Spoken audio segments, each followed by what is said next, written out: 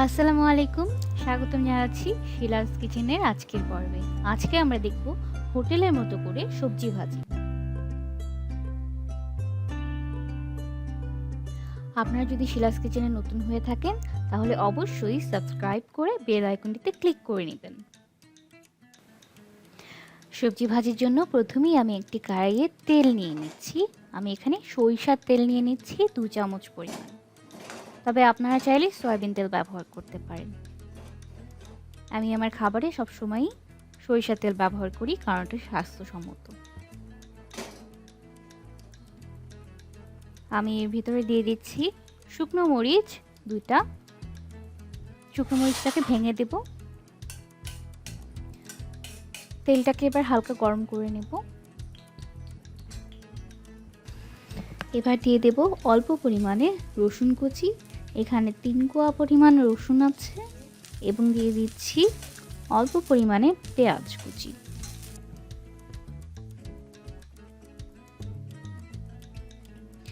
কিছুক্ষণ সময় ধরে রসুন কুচি, পেঁয়াজ কুচি এবং শুকনো মরিচকে ভালোভাবে আমরা ভেজে নেব।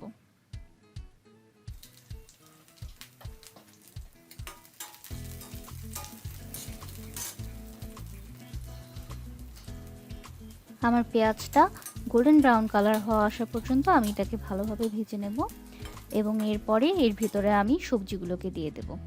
এখানে আমি মিষ্টি কুমড়া, গাজর, আলু, মিষ্টি আলু এবং পটল কিউব করে কেটে নিয়েছি। আপনারা বাসায় যে কোনো সবজি ব্যবহার করতে পারেন এবং এর সাথে অল্প পরিমাণে পানি দিয়ে দিচ্ছি। মিষ্টি আলু দেওয়ার কারণে কিন্তু ভাজিটা এমনিতেই একটু মিষ্টি মিষ্টি হবে।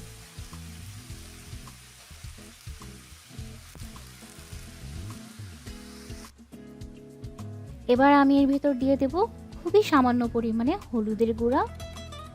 আমি খুবই অল্প পরিমাণে দিচ্ছি কারণ আমি আমার ভাজিটা এরকম ন্যাচারাল কালারটা রাখতে চাচ্ছি এবং এর মধ্যে সামান্য পরিমাণে লবণ দিয়ে দিচ্ছি, সাথে 3টা পরিমাণে কাঁচামরিচ। এবার ভালোভাবে সবজিগুলোকে নেড়ে ঢেকে দেব।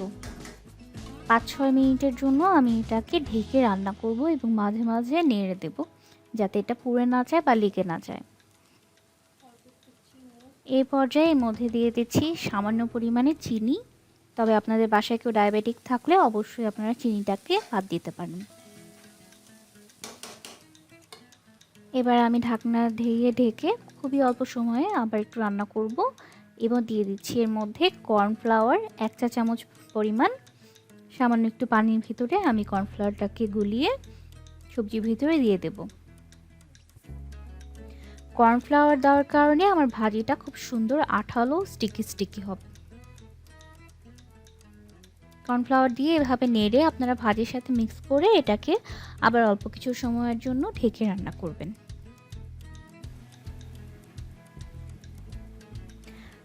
আপনারা দেখতেই পাচ্ছেন আমাদের ভাজিটা খুব সুন্দর স্টিকি একটা ভাব এসে পড়েছে। এর ভিতরে এখন আমি দিয়ে দিচ্ছি সামান্য পরিমাণে ধনেপাতা কুচি। ধনেপাতা কুচি দিয়ে এবার আমি ভাজির সাথে মিক্স করে নিচ্ছি। হয়ে গেল আমার সবজি ভাজি রান্না করা। এবার আমি আমার ভাজিটাকে একটি সার্ভিং বোলে উঠিয়ে নেব।